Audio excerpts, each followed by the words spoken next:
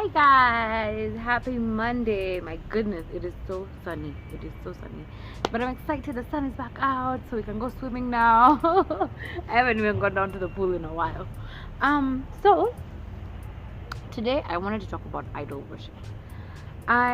It is the first commandment that thou shalt not worship any other god except unto God, and for the longest time I didn't understand what that meant, because I was like, okay, that means you don't worship statues or the Baals and all these other false gods that are out there.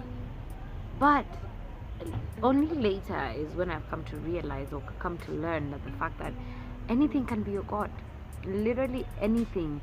A person, a significant other, a sibling, a friend, money, a car, material things, anything can be your god, and the Bible tells us that you cannot serve two masters, which means that you need to be able to distinguish between God and everything else. That God needs to come first in your life, and then everything else comes after.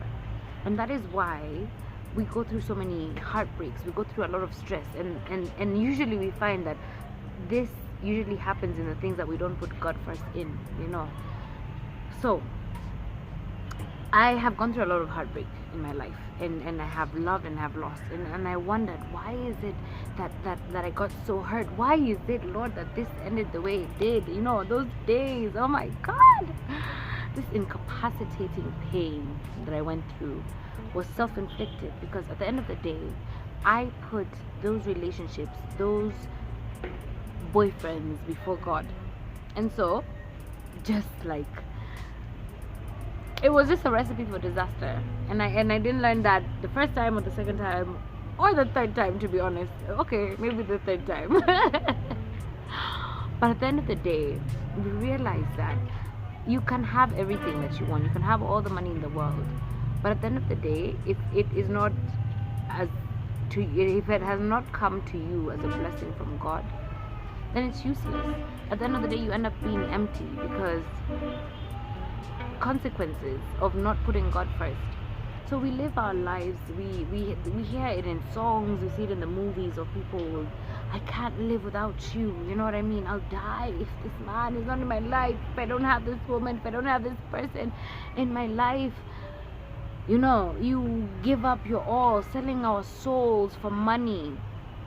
Every time we choose anything else other than God first, there are consequences, and most of us don't learn that until it's too late.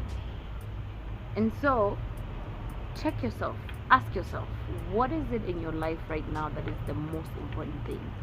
Is it God? And if it is God, you'll see that your life is a bit different. There's peace, there's peace. The thing about the peace of God that transcends all understanding is the fact that it literally transcends all understanding. You can be going through the worst thing, the hardest thing in your life, but because you have God there, you're good. So, who is your God? Who is the God that you worship, that you idolize at the end of the day? And how's that working out for you? Because for me, it didn't exactly work out the way I thought that it would.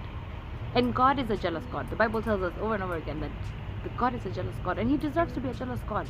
Because for me, if I have a man in my life, I do not want him to love anyone more than he loves me. If I have a child, if I have you know what I mean?